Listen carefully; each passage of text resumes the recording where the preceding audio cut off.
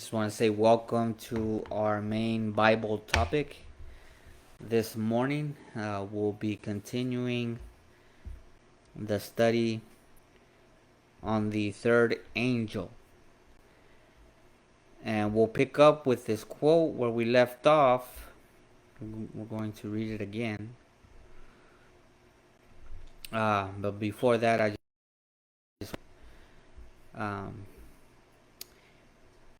my name is Salvador Gomez. Just a quick introduction for those that might not know who I am. Um, but most importantly, uh, we're studying the first, second, and third angel's message of Revelation 14, 6 through 13. We are now on the third angel, and um, it would be very good if you're listening to this message for the first time for you to go back if you haven't heard the first and second angel. It would be very important for you to listen to that first, um, in order to receive the messages in their order. There's an order to these messages, as we will see here in this quote that we'll read again. It says, the first and second messages were given in 1843 and 1844. And we are now, she says, when she wrote this, under the proclamation of the third. And as you can see at the very bottom, it says this was written November 8th, 1896. Okay, so this was some years after 1844, but yet and still, she says, we are now under the proclamation of the third. Now, it says, but all three of the messages are still to be proclaimed. Again, this is why I had mentioned if you haven't gone through the first and second, there would be no way for you to be able to give those messages. And so on this YouTube page, you can find the playlist, the first and second angel's message. And notice what it says. It is just as essential now in her time as ever before that they shall be repeated to those who are seeking for the truth. And so now she's speaking of those that would be seeking for the truth in the future. Okay? This is why it needs to be repeated. And when we repeat something, we're not making up something new. We're saying the exact same thing that they said. Right? Okay. So she says, they shall be repeated to those who are seeking for the truth. That's us. We're seeking for it, and therefore we need to go back and find it in the old publications and writings. By pen and voice, we are to sound the proclamation, showing their order. Again, there's an order to these messages. Just like there's an order to the alphabets, just like there's an order to the numbers 1, 2, and 3, right? You can't put the 3 before the 1, right? And you can't put the 2 before the 1. It's 1, 2, 3. As easy as that, okay? And it says we are to show their order and the application of the prophecies. And this reminds us that there's the 14 rules of prophetic interpretation. That would be the correct application. So if there's a correct application, there's also a false or spurious application. Right? How we understand these messages found in Revelation 14, 6 through 13, there would be a true and there would be a false. right? Satan always tries to divert our attention and tries to do away from the true understanding.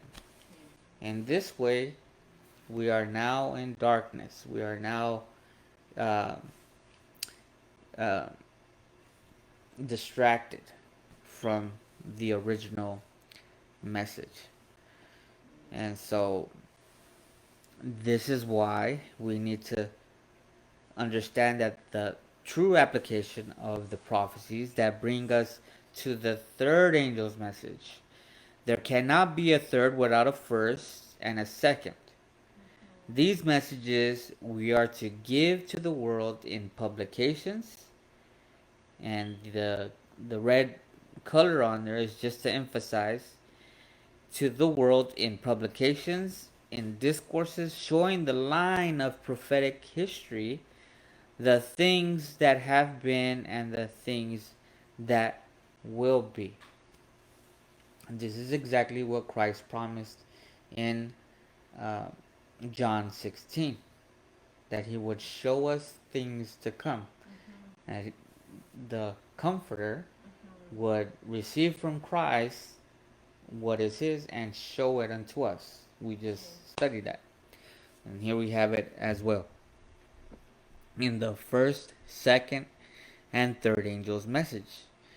And one of the first things that we saw um, is that Mrs. White, Mrs. Ellen Harmon, began to receive visions.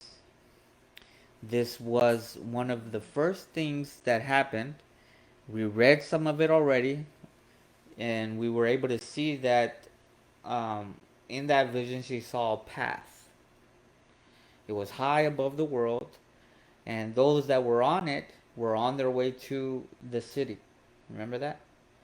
And that there was a great light behind them that gave them light for their feet. And that light was the true midnight cry. The true midnight cry was given in August 1844. Okay? That light gives them light to their feet so that they would not stumble all the way down the path. That light never goes away. It never changes from one light to another. In other words, that light continues to be truth all the way down to eternity. Okay? That's how important that light is. And so again, if you don't know what that true midnight cry is, that was given under the first and second angel's message, it would be important to go back and see the videos and study it out for your own good. Now, here's the vision that was given to her, but we're gonna begin from the very beginning. It was called the. This was from a publication that was written, uh, a word to the little flock, and it was called "To the Remnant Scattered Abroad." Okay, to the remnant scattered abroad. Um, where after 1844, we know that this was going to be the scattering. The gathering time. What does it mean to gather? To gather, gather. If something is scattered, what does it mean to gather? Bring it together. Bring it together. Right? Okay. So here, this publication, after the great disappointment in 1844, there were just a small group, about 50, that were continuing, right, to study. But because of the time prophecies that they understood to be true under the midnight cry, the 7 times, the scattering, right? That's why they use this title, to the remnant scattered. Okay? because they were still scattered after that time. And so now we're in the gathering time. So this publication, the purpose was to gather, to bring them together. Okay? Now notice what she says from word to the little flock. It says, as God has shown me, again, this is Ellen Harmon, in holy vision, the travels of the Advent people to the holy city, and the rich reward to be given those who wait the return of their Lord from the wedding. It may be my duty to give you a short sketch of what God has revealed to me. And that's exactly what it was. It was her duty. God told her to reveal these things to all of us. Okay? We'll see that she writes that down. She continues to say, the dear saints have got many trials to pass through. How many? Many. And what are trials? Difficulties. Okay? There are many different obstacles, right? That we must go through. Things that might make us sad.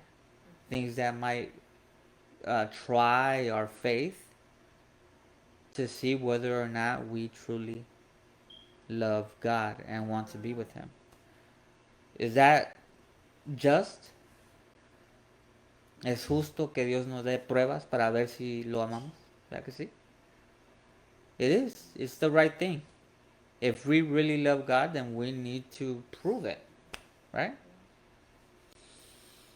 And we need to be able to see it for ourselves. Most importantly, do I love God? My faith should show it. What I believe. Right? Notice. It says, but our light afflictions, she calls them light afflictions, de no mucho peso, which are but for a moment, worketh for us a far more exceeding weight, more exceeding an eternal weight of glory. While we look not at the things which are seen, not what we can see, for those things which are seen are temporal. The things that we see today, the things that are right before our eyes at this moment, those are just temporal. And she says, yeah, they're temporal. That we won't always have these things. But the things which are not seen are eternal. Okay? We need to try to remember that. That these things that we see today, those things are just temporal. One day they will be replaced with things that we cannot see. And those are eternal. They're going to last for the rest of eternity. Forever and ever and ever and ever. That's eternal. Okay? And we're going to see what those things are. She writes about it here. Okay? We'll try to see as much as we can. But we won't take too long, okay? We want to make sure that we understand. We're going to take our time. There's questions. You're able to ask questions. As long as it's about what we're reading. It's not. Let's try to stick to the subject, okay? This is the third angel. I have tried to bring back a good report. Okay? Notice what she's saying here. She tried to bring back a good report and a few grapes from the heavenly Canaan. When she said to bring back a good report is when she had a vision? Yes. Yes, you're exactly right. That report that she had, that she's giving us here, God told her what you saw, I want you to go tell them. Uh-huh. That's a report. Okay. Okay. Uh-huh. She says, that's a very good question. Thank you. And a few grapes from the heavenly Canaan, for which many would stone me, as the congregation bade stone Caleb and Joshua for their report. In other words, when she began to tell people, it wasn't welcome. A lot of people They did not. reject Yeah, that. they said no. You They something's don't wrong with believe. you. Uh-huh. You know, They think they and are sick. No, she's sick and she has maybe. mental Uh-huh. issues, Uh-huh. right? Yeah.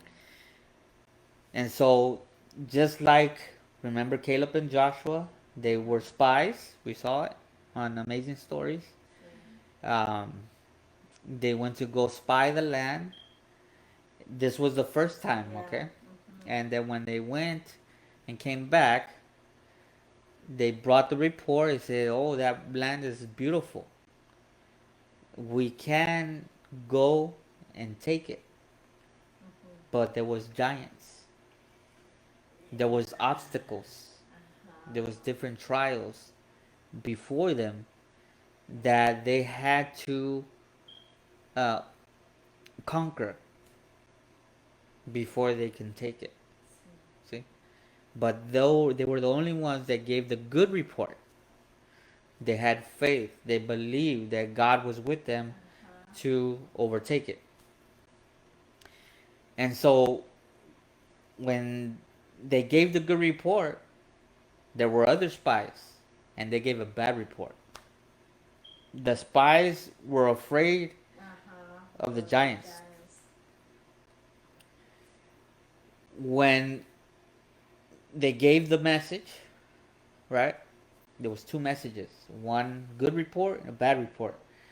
The people believed the bad report, and they wanted to stone Caleb and Joshua for the good report. This is the parallel she's giving of what happened to her when she began to share the report. Okay?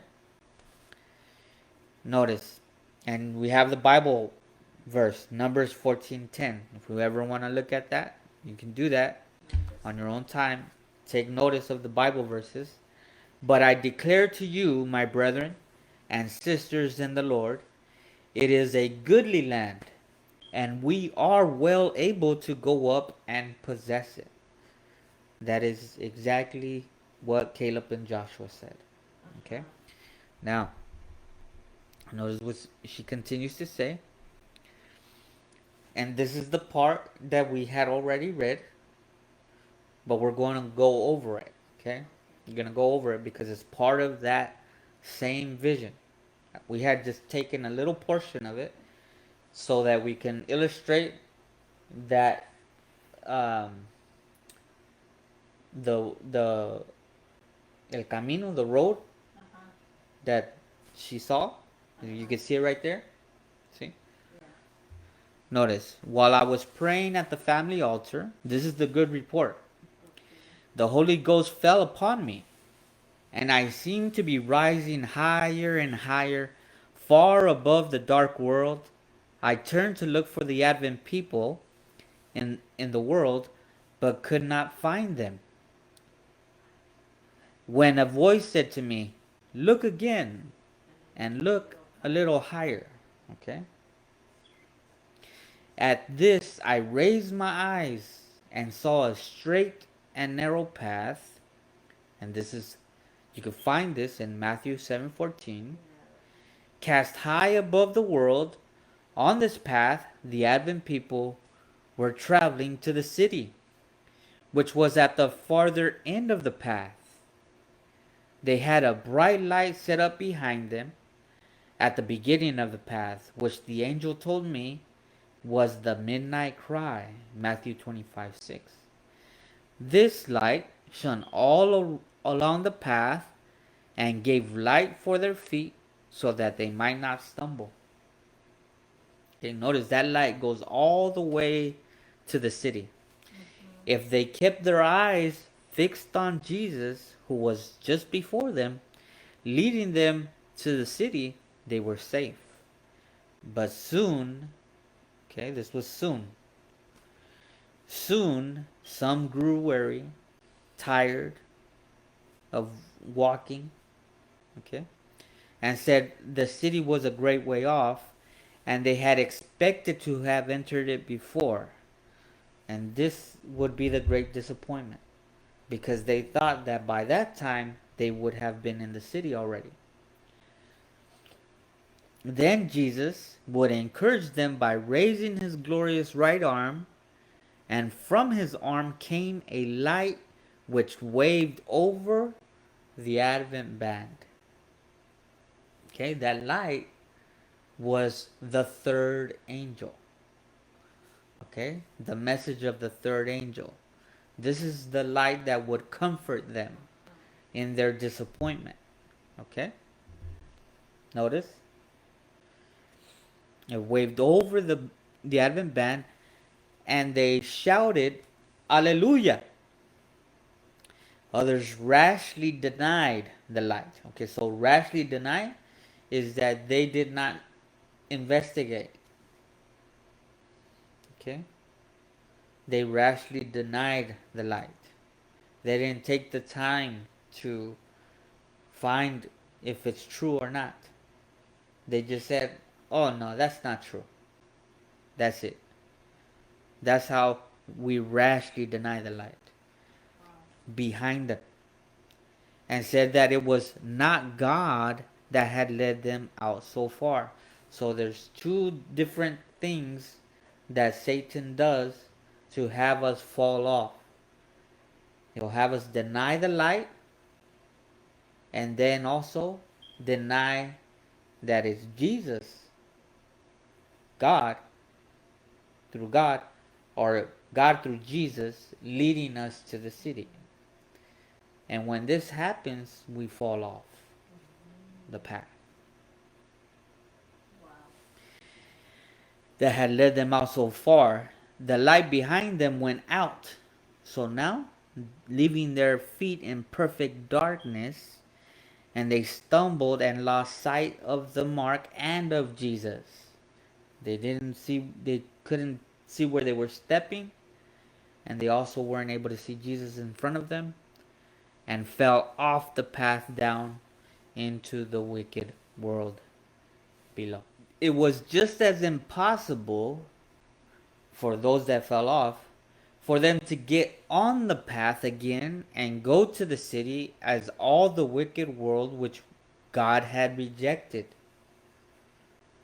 Okay?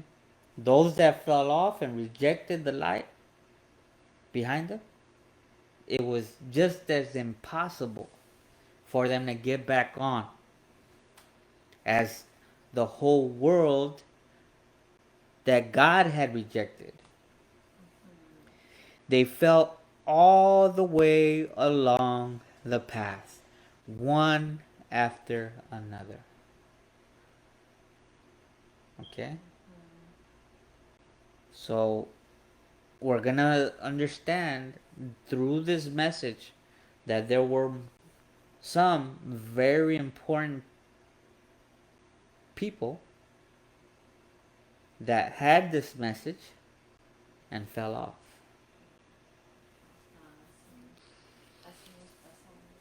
Until we heard the voice of God like many waters.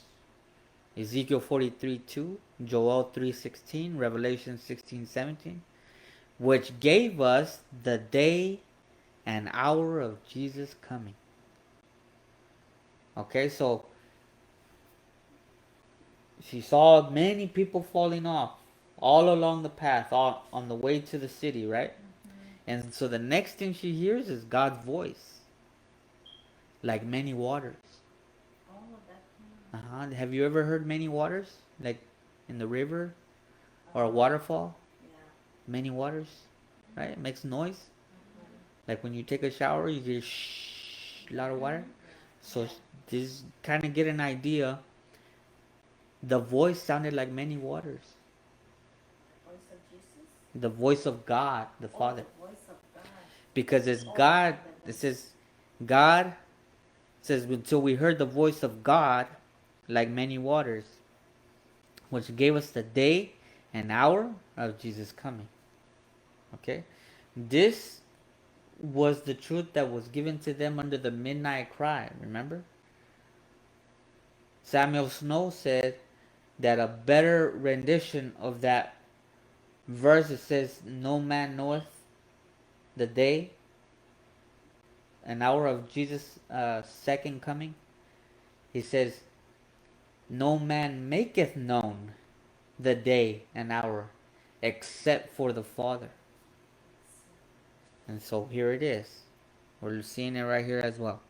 So you can find this in Ezekiel 12:25 and Mark 13:32. All right? So that's the next thing she heard, was the voice of God giving them the day and hour. Now notice, the living saints, the 144,000 in number, knew and understood the voice. So if they knew and understood the voice, that means that some didn't. Okay, notice what it says.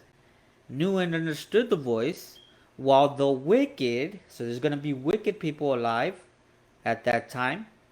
It says, while the wicked thought it was thunder and an earthquake. So the 144,000 hear the voice like many waters, and they understand, right? They understand what the voice says, the day and hour of Jesus coming. But the wicked, those that hate God and hate the truth, they're going to hear thunder and an earthquake. That's what they're going to hear. That sounds scary, right? John 12:29. When God spake the time, okay, at that time, when God spoke, his words came out of his mouth, and those heard it, those that heard it understood, it says, he poured on them, on us. She's speaking as she's present at that time in this vision. Okay? He poured on us the Holy Ghost, and our faces began to light up and shine with the glory of God, as Moses did when he came down from the mount. Okay? So is when God speaks the day and hour, those that understand it, their faces are gonna shine. Like Moses.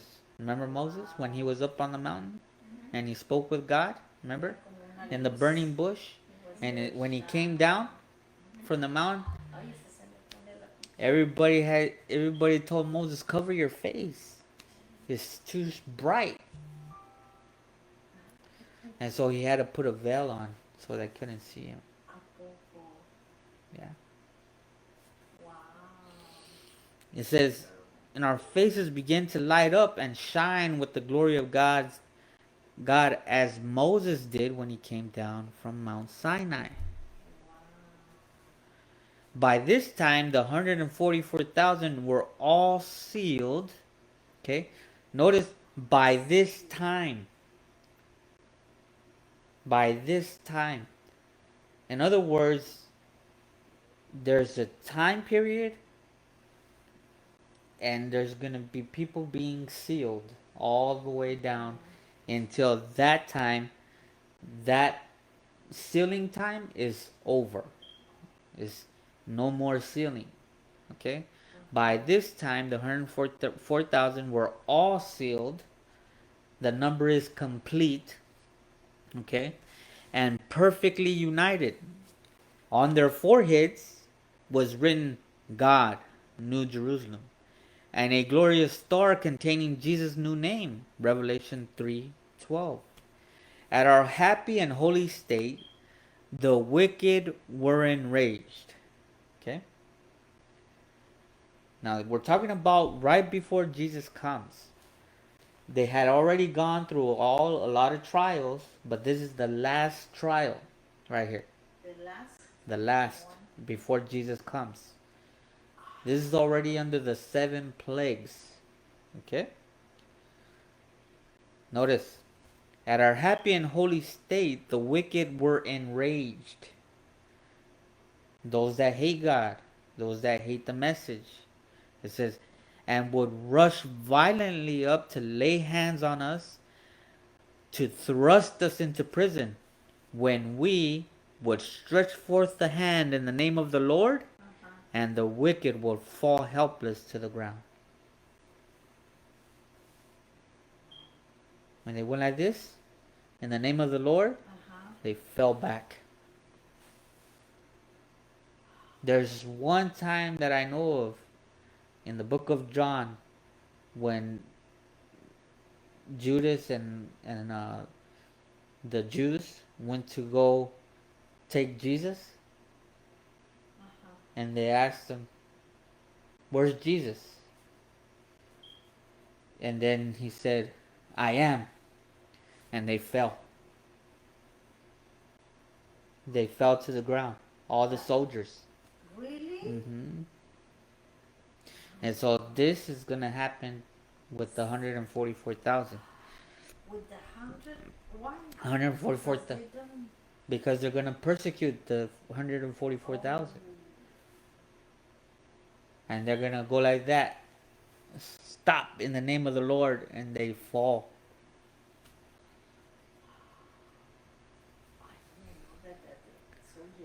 Mm-hmm. We'll read it. We'll read it later. Okay. Then it was that the synagogue of Satan knew that God had loved us, who would wash one another's feet and salute the holy brethren with a holy kiss. Okay? And they worshipped at our feet. Who worshiped at our feet? The synagogue of Satan.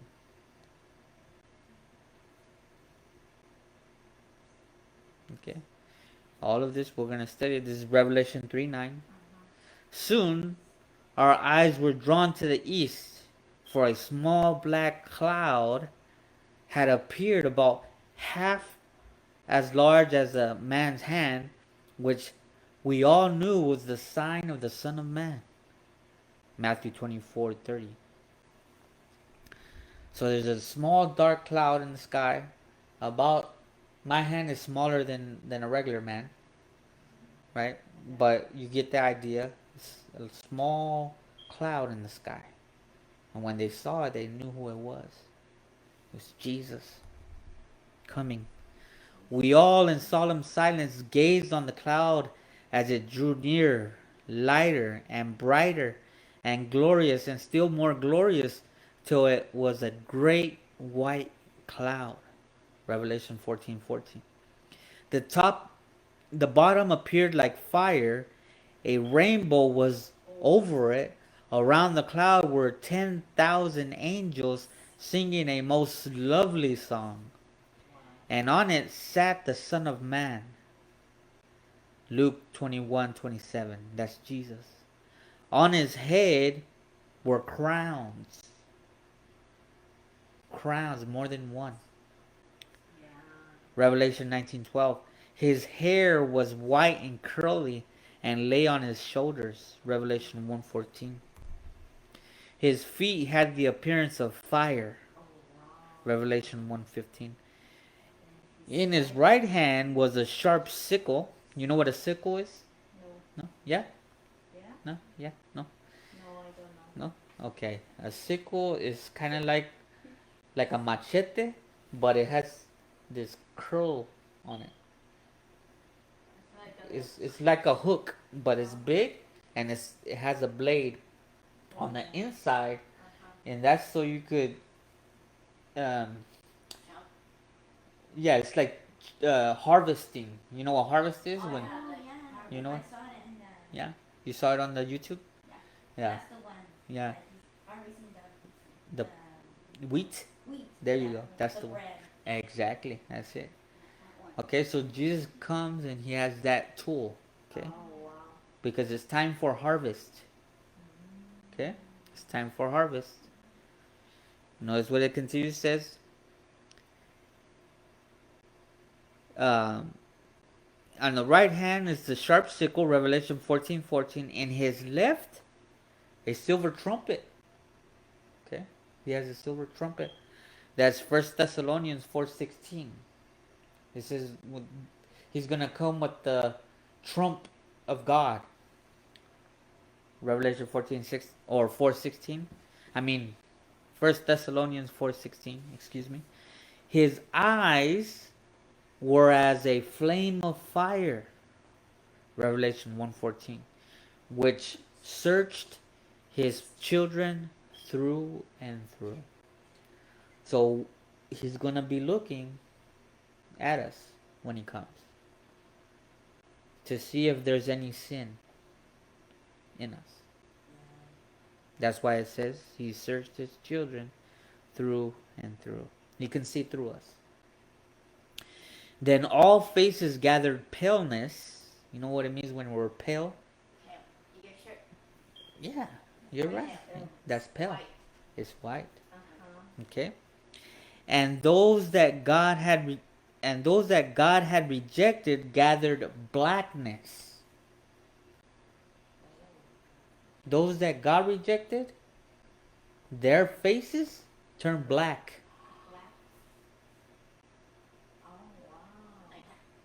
Like those shoes, yeah.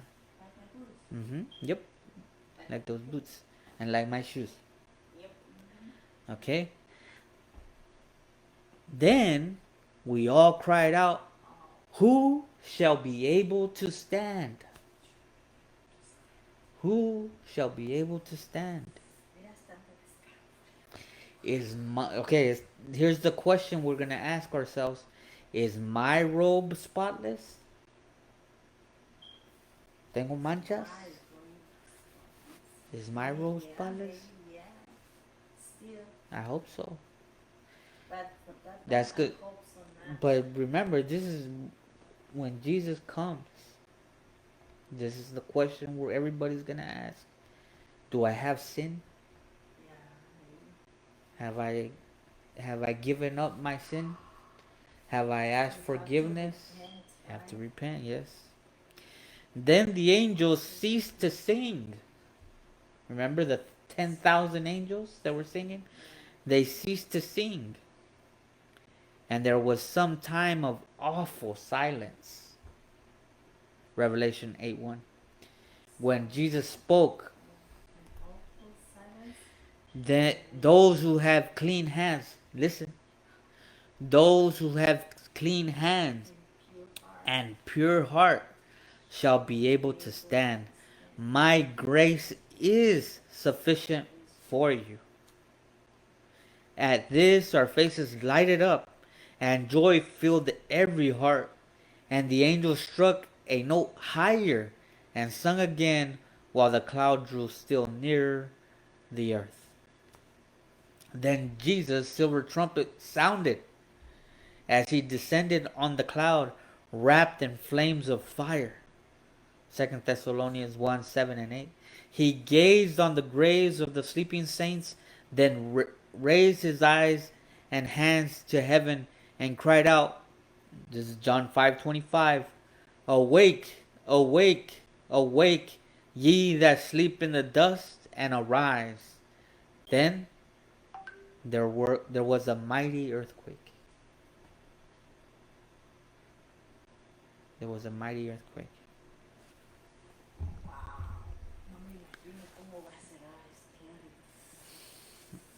And this is why God.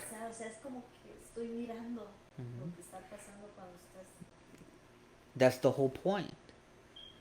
God wants us to see it because it's gonna happen. Okay. Now we're gonna pause here. Next time we'll continue. Okay. This is a long vision, and just want to thank you so much for joining us. We hope to see you next Sabbath as we pick up where we left off. We're on slide 19. If you have any comments, questions, feel free to post below or send me an email as well, which you can find on my YouTube channel. May God continue to bless you and as we continue to study this most important message at the end of the world. God bless.